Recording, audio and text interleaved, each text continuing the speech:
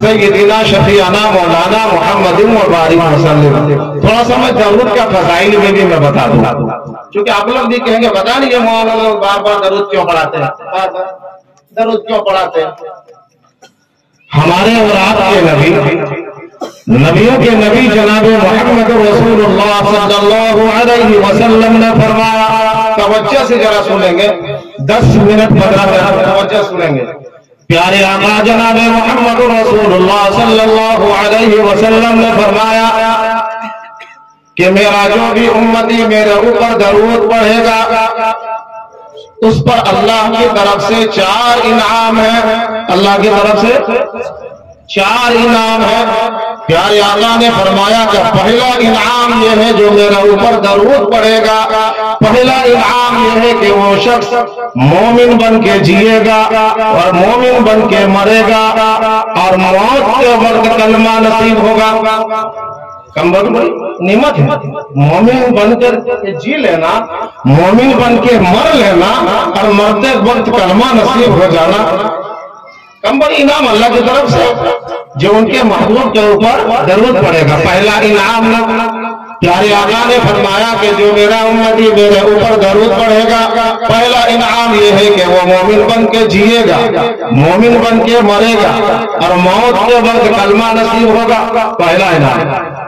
دوسرا انعام پیارے آقا نے فرمایا کہ میرا جو بھی امتی میرے اوپر درود پڑھے گا اس سے اللہ تبارک و تعالی راضی ہو جائیں گے۔ صحابہ کرام نے پوچھا کہ یا رسول اللہ کتنا راضی ہو جائیں گے؟ آقا نے فرمایا کہ اتنا راضی ہو جائیں گے، اتنا راضی ہو جائیں گے کہ پھر کبھی ناراض نہیں ہوں گے۔ دوسرا انعام۔ تیسرا انعام پیارے آقا جناب محمد رسول اللہ صلی اللہ علیہ وسلم نے فرمایا کہ کل قیامت کے دن پرصراط لگا ہوگا۔ آخرت کے منزلوں میں سے ایک بہت سخت منزل بلکہ بڑی کٹھن منزل ہے پرصراط۔ پرصراط ایک بڑی کٹھن منزل ہے۔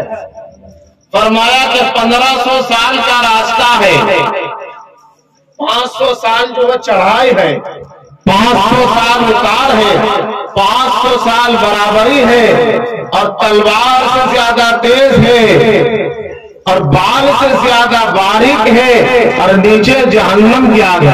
علماء کرام بیٹھے ہوئے، نیچے جہنم کی آگ ہے، وہ جہنم کی آگ فرمایا کہ دنیا میں جو آگ ہے اس سے 70,000 حرارت بڑھا دی گئی ہے وہ آگ۔ اب یوں سمجھیے کہ جہنم کی آگ کو 70,000 مرتبہ کو دھول کر اس دنیا میں دیا گیا تو وہ آگ کا کیا حال ہوگا؟ یا کئی حال کا کیا حال ہوگا؟ لوگ جو ہے کوئی جو ایسے ہوں گے جو ہنستا کھیلتے گزر جائیں گے اور کوئی جو ہے کٹ کٹ کے گرتے جائیں گے۔